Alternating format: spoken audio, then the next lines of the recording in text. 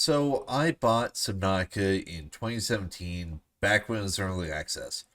But I never played it until 2025. Why is that? Well, let's talk about it. So the best summary I can give for Subnautica, in case you have never watched or played the game, is your ship crashed onto an ocean planet and you want to get home. Ideally in one piece if you can. Pardon the pun, but it's a fish out of water experience, except, well, you are a human in the water.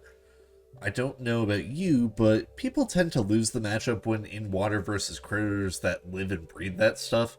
Unfortunately, I seem to have a fear of that and any instance of Jaws coming up and giving everyone a bad day. So I'm a little bit of a wuss when you look at a shark and some monster of a dev said, yeah, let's give it the power to hug before eating you. You like hugs, right? So is our friend named Red.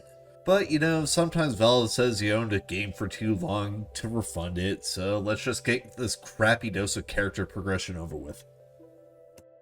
In some ways, you can sum up the game by areas, others in vibes, kind of like Minecraft. But the first five that can be normally summed up for your area is a safe zone with ship remains ahead. It should be fine. The rest can be summed up as, hey, this is kind of pretty and kind of chill. Ooh, look at that. Oh god, not the face! I guess I need the materials here. Crap, I'll need to come back later. Beyond that, it depends on who is in the region and if they crave your flesh, I mean attention, or both.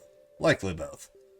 In my experience, it was mostly that, and when I returned to an area, the oh god, not the face step turned into ah damn it, not again, with me getting out the pocket knife and doing my best llamas with hats impression on the nearest unfortunate fish that decided to give me a bad time. If you're too young or missed that, for whatever reason over YouTube, there's a link in the comments for you there, and no, it's not my video. Anyways, each area and gameplay loop consists of exploring, see if you can find some key materials or information from zone, meet the neighbors on the way, or one way or another, and then be on your way until you learn that you forgot something and have to come back a few hours later. Yep, this happened a lot. Classic first playthrough problems. Oh yeah, you can build a base too and make it look as pretty as you want. Or do mostly what I did and go for the bare bones and just use it as a checkpoint when storing your crap or when you accidentally get chopped. Where was I? Oh right, how it plays. Honestly, it depends on what your vehicle and movement preferences are.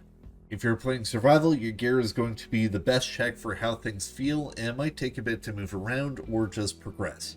Your Seamoth, or its effectively a small personal sub, will do most of the movement and heavy lifting for you, and it feels pretty agile, but it does have some hard limits on death. They want to make sure that you have a progression wall, otherwise you're just never going to leave it. The Prawn is more or less a mini water mech that you can kit to the end game, but most of the time you'll be walking on the ocean floor or doing some kind of hover trick until you need to get back.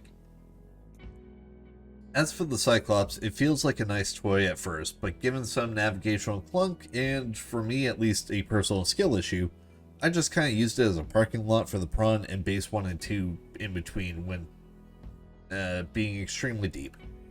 Outside of that, swimming felt probably as good as it is ever going to get, given the games are infamous for never getting swimming right.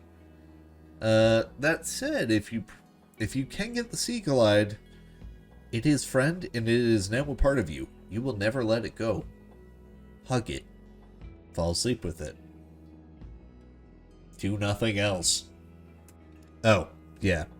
Almost forgot.